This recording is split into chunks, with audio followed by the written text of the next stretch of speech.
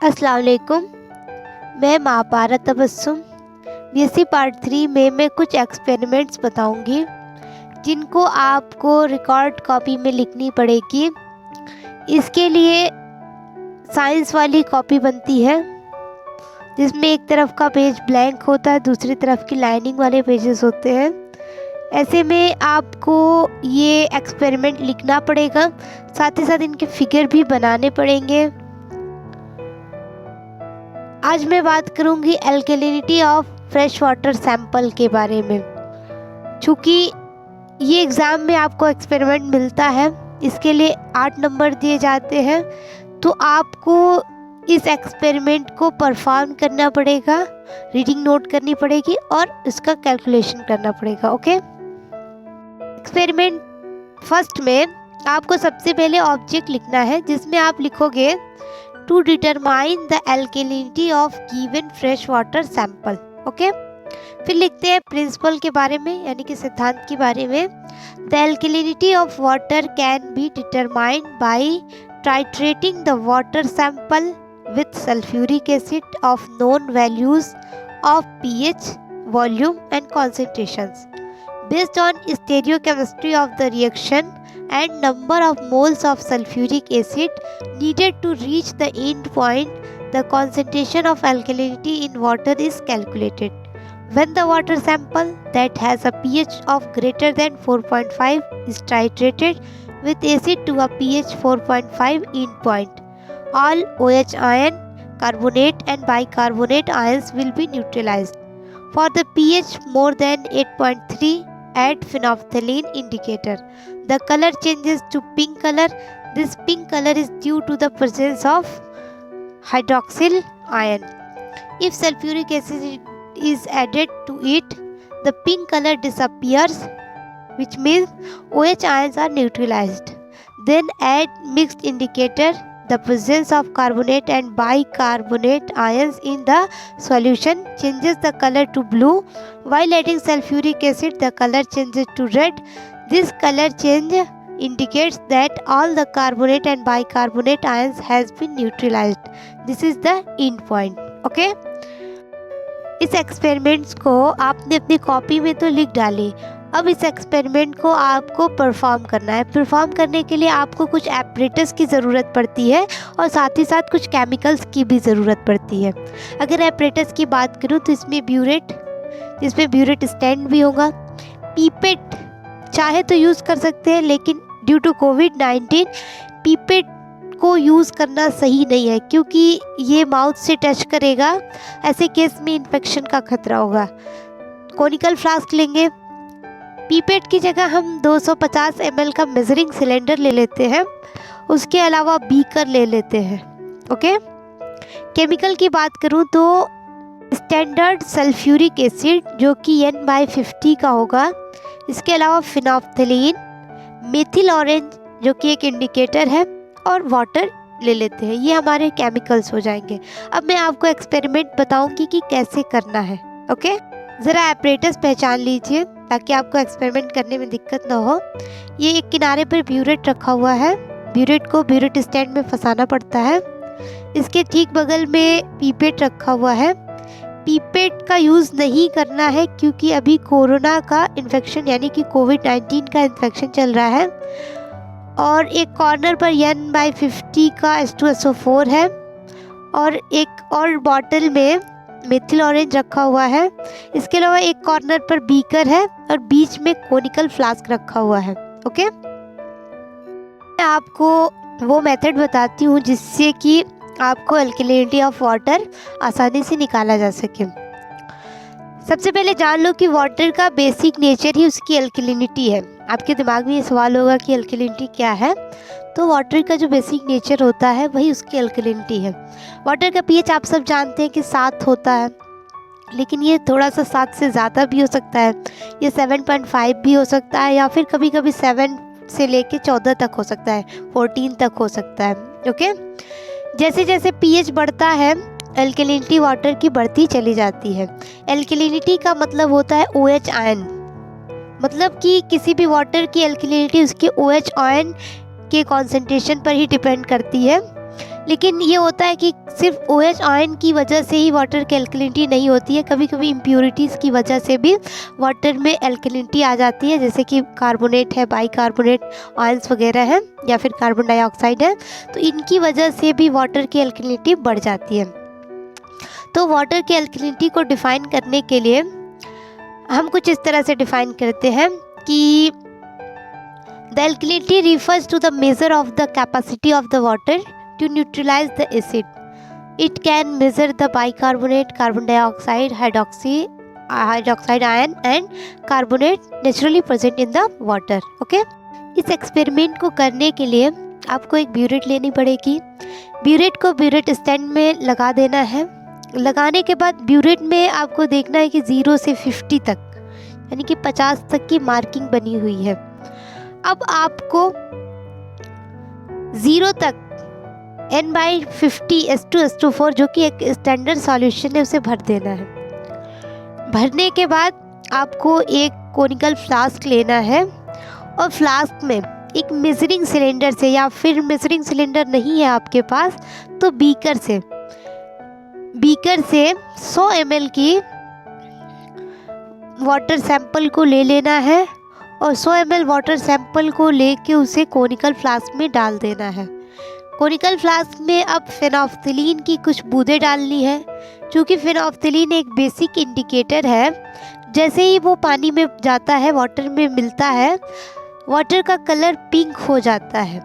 अब इस वाटर का हमें टाइट्रेशन करना है। टाइट्रेशन करने के लिए हम इस कोनिकल फ्लास्क को ब्यूरेट के ठीक नीचे लगा देते हैं। नीचे लगाने के बाद हम ब्यूरेट को खोल देते हैं और drop by drop N/50 H2SO4 की कुछ बूंदें कोनिकल फ्लास्क में डालने लगते हैं।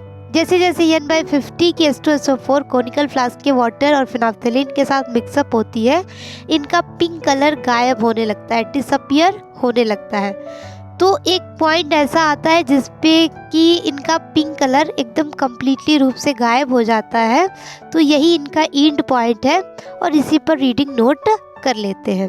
ओके, अब क्या करते हैं, ये तो पहला टाइट्रेशन हो गया। अब दूसरा टाइट्रेशन कैसे करेंगे? इसके लिए एक कोनिकल फ्लास्क लेंगे, उसमें 100 ml वाटर जो कि बीकर की सहायता से नाप लेंगे, मेज़र कर लेंगे और उसको कोनिकल फ्लास्क में डाल देंगे। अब उसमें फेनोल्फथलीन ना डाल के उसमें मेथिल ऑरेंज डालेंगे।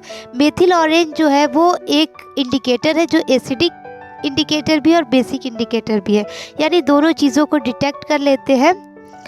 तो ऐसे केस में फिर इसका टाइट्रेशन करते हैं N/50 H2SO4 के साथ। तो drop by drop N/50 H2SO4 इसमें डालते हैं। तो इनमें ये देखते हैं कि इनका कलर येलो से रेडिश ऑरेंज कलर में बदल जाता है और जिस पॉइंट पर ये लाल मतलब रेडिश ऑरेंज कलर में कन्वर्ट हो जाता है उसी पॉइंट की रीडिंग नोट कर लेते हैं।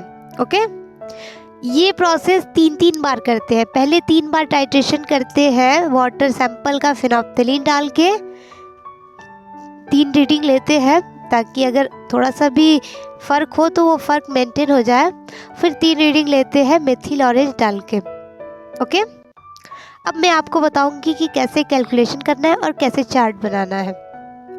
कैलकुलेशन करने के लिए कुछ इस तरह के कॉलम बनाने पड़ेंगे, जिसमें मैंने आपको बताया कि 100 ml की पहली रीडिंग करते हैं तो इनिशियल रीडिंग 0.00 होनी चाहिए।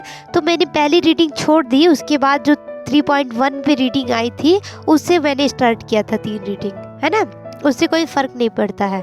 तो इसमें मेरी पहली रीडिंग है 3.1 और इसके बाद जो फाइनल रीडिंग आई है वो मेरी इनिशियल रीडिंग थी और फाइनल रीडिंग आई है मेरी 3.7। तो इन दोनों का जो डिफरेंस है वो हो जाएगा 0.6 ml, यानी कि जो सल्फ्यूरिक एसिड खर्च हुआ है वो 0.6 ml खर्च हुआ है। उसके बाद दूसरी रीडिंग मैंने 100 ml पे की, उसमें जो हमारी इनिशियल रीडिंग थी 3.7 थी और फाइनल रीडिंग हुई 4.4, जिसका डिफरेंस था 0.7 ml, यानी सल्फ्यूरिक एसिड 0.7 ml खर्च हुआ।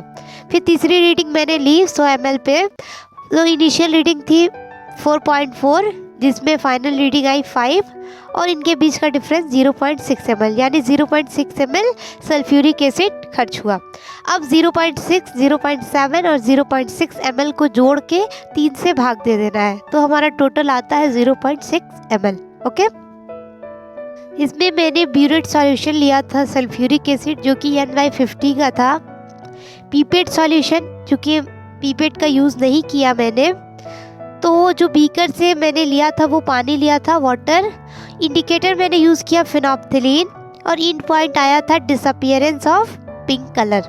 ओके, नेक्स्ट हम करेंगे टाइट्रेशन मेथिल ऑरेंज के साथ। दूसरी रीडिंग लेने के लिए हम कुछ इस तरह से कॉलम बना लेते हैं, जिसमें मैंने 100 ml वाटर सैंपल लिया था कोनिकल फ्लास्क में और 2 बूंदें डाली थी मेथिल ऑरेंज की, जिसमें इनिशियल रीडिंग मैंने शुरू किया 3.1 से, क्योंकि मैंने बताया कि मैंने पहली रीडिंग मिस की थी। उसके बाद तो हमारा फाइनल रीडिंग आया 5.8, जिसके बीच का डिफरेंस है 2.7 ml। फिर दूसरी रीडिंग मैंने ली 100 ml पे, जिसमें हमारा इनिशियल रीडिंग था 5.8 और फाइनल रीडिंग आया 8.7।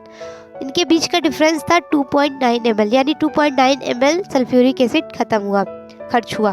उसके बाद तीसरी रीडिंग थी 100 ml। ओके, और इनिशियल रीडिंग थी हमारी 8.7 और फाइनल रीडिंग आई 11.4, जिसके बीच में डिफरेंस था 2.7 ml का, यानी 2.7 ml सल्फ्यूरिक एसिड खर्च हुआ। अब इन तीनों को जोड़ देते हैं, 2.7, 2.9 और 2.7 को, और 3 से भाग दे देते हैं, जिससे आता है हमारा 2.7 ml टोटल। ब्यूरेट सॉल्यूशन में मैंने सल्फ्यूरिक एसिड लिया था N/50 का। पिपेट सॉल्यूशन नहीं है, हमने बीकर से का यूज़ किया था, तो बीकर से वाटर सैंपल लिया था कोनिकल फ्लास्क में 100 ml। इंडिकेटर यूज़ किया मेथिल ऑरेंज। इन पॉइंट आया कि रेड कलर वापस से आ गए, चूँकि येलो कलर के दिखाई दे रहे थे सॉल्यूशन, वो अब रेड कलर में कन्वर्ट हो गए। ओके, कैलकुलेशन करो। नॉर्मलिटी ऑफ H2SO4 हमारी थी N/50। Total volume of H2SO4 used for the titration, पहली टाइट्रेशन दूसरी टाइट्रेशन दोनों को जोड़ देते हैं, 0.6 + 2.7 तो आता है 3.3 ml। ओके, इसके बाद हम फिनोप्थिलीन एल्कलिनिटी देखते हैं, जो कि सिर्फ बेसिक एल्कलिनिटी को शो करता है। तो इसके लिए कुछ इस तरह का फार्मूला यूज़ करता है, जिस पे हमारा आता है 6 मिलीग्राम पर लीटर ऑफ कैल्शियम कार्बोनेट।